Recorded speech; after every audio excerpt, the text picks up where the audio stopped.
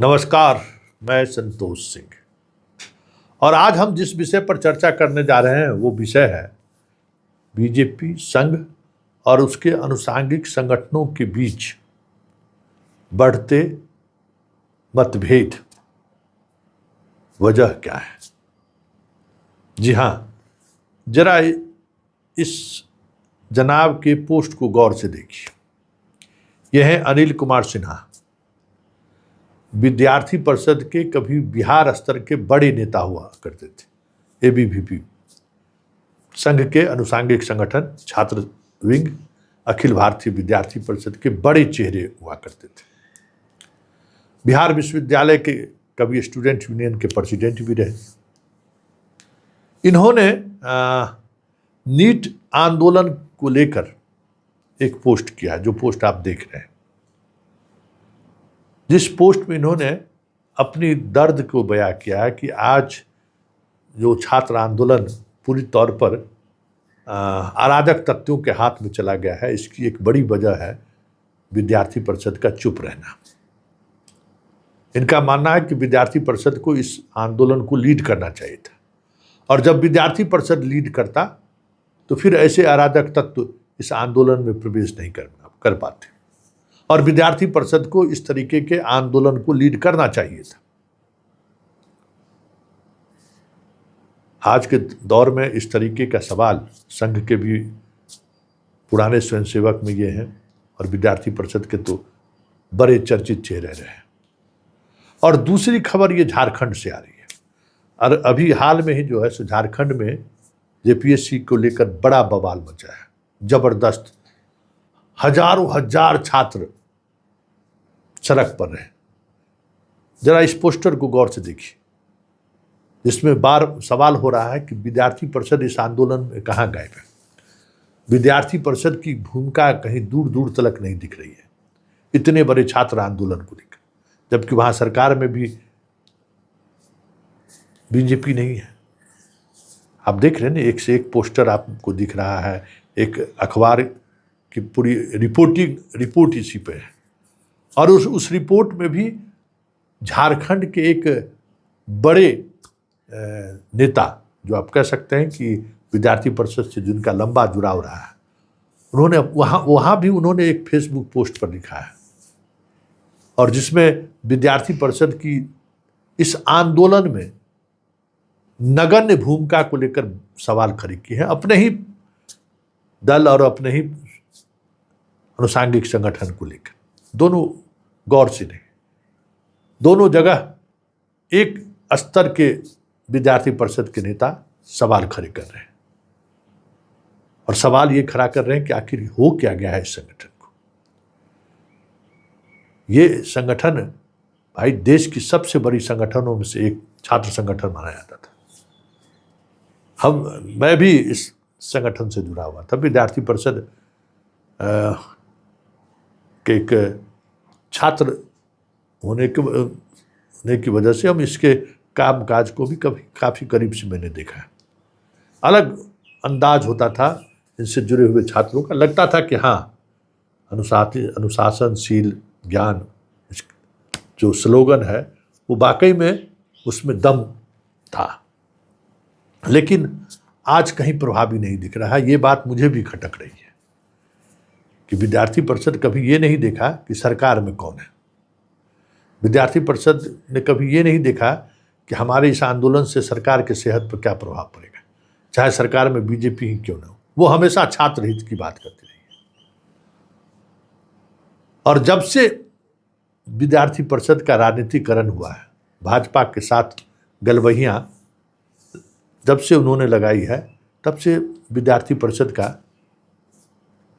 खेल कह सकते हैं कि जो प्रभाव था वो धीरे धीरे कम होता चला गया। पटना यूनिवर्सिटी पर कब्जा रहा करता था। हमें लगता है कि कई चुनाव से वो अध्यक्ष का पद नहीं जीत पाया। झारखंड की भी यही स्थिति है। तो आखिर इसकी वजह क्या है? हमने बहुत सारे विद्यार्थी परिषद के अपने पुराने मित्र मंडली से बात की कि भाई इतने बड़े आंदोलन में विद्यार्थी परिषद कहीं दूर दूर तक दिखाई नहीं दे रहा। इसकी वजह क्या है? बिहार के लोगों से भी और झारखंड के लोगों से भी हमारी बात, तो एक नाम आया चर्चा में, याज्ञवल्क्य शुक्ल। याज्ञवल्क्य शुक्ल, ये नाम तो मेरे लिए जाना पहचाना नाम था। हम एक समय में खबर हमने चलाई थी कि किस तरीके से पटना राजभवन में बैठकर ये रजिस्ट्रार बनाने का ठेका लेता है, एग्जामिनेशन कंट्रोलर का ठेका लेता है।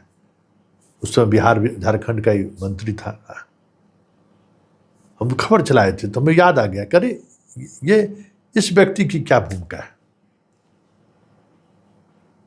तो पता चला कि इस व्यक्ति ने बीजेपी और छात्र अखिल भारतीय विद्यार्थी परिषद के बीच की जो एक दूरी बनी रहती थी हमेशा, उस दूरी को इसने पाट दिया। पिछले बार तो पटना यूनिवर्सिटी में स्टूडेंट यूनियन के प्रेसिडेंट के उम्मीदवार को लेकर गंभीर आरोप इस पर लगे थे, टिकट बेचने तक का आरोप लगा था। उसके बाद भगाया गया इसको यहाँ से, राष्ट्रीय महामंत्री तक बन चुका है विद्यार्थी परिषद का। आजकल बीजेपी में अपना स्पेस ढूंढ रहा है, बिहार झारखंड दोनों जगह लगा हुआ है कि कहीं से कुछ हमको मिल जाए। तो जैसे ही इस व्यक्ति का नाम सामने आया, इसका तो इतिहास हम जानते ही थे, खगनलाल इधर क्या एक्टिविटी है, तो पता चला कि बांकीपुर उपचुनाव में भी ये जनाब जो है सो यूथ का समागम करा रहे थे। तो ये जैसे ही फेसबुक प्रोफाइल पर हमने देखा कि देख लीजिए यूथ का समागम करा रहा है, मनोज तिवारी के साथ, नितिन नवीन के साथ मिलना जुलना, तो हमें समझ में आ गई कि भूमिहार का युवा तबका क्यों विरोध कर रहा था, या फिर बिहार के बांकीपुर चुनाव में विद्यार्थी परिषद के लोग क्यों विरोध कर रहे थे। तो सिर्फ वोट ही खिलाफ में नहीं दिए हैं विद्यार्थी परिषद के लोगों ने, बड़े स्तर पर विरोध भी करते दिख गए हमें। तब आज हमें समझ में आया कि ओ ये तो याज्ञवल्क्य शुक्ल के उस कह सकते हैं कि पॉलिटिक्स का नतीजा है, जिन्होंने बिहार और झारखंड के विद्यार्थी परिषद छात्र संगठन अखिल भारतीय विद्यार्थी परिषद को गिरवी लगा दिया। शायद सिर्फ बीजेपी का हाथ ही नहीं, शिक्षा माफिया के हाथों ही उन्होंने गिरवी लगा दिया। छात्र लोग खुल्लम खुल्ला इसके खिलाफ अभियान चलाए, छात्र लोग खुल्लम खुल्ला इस पर बयान दिए। तब हमें बात समझ में आई कि अगर पुराने विद्यार्थी परिषद के पदाधिकारियों को अगर दर्द है कि आज छात्र आंदोलन विद्यार्थी परिषद के हाथों से निकलता जा रहा है, अगर ये दर्द है, उस दर्द के पीछे की वजह भी है, और वह वजह है याज्ञवल्क्य शुक्ल जैसे लोगों को संगठन की जिम्मेवारी। साफ तौर पर स्टूडेंट कह रहे हैं कि इसने वहाँ पहुँचा दिया है इस संगठन को जहाँ से फिर से पटरी पर आने में न जाने कितने दशक लगेंगे।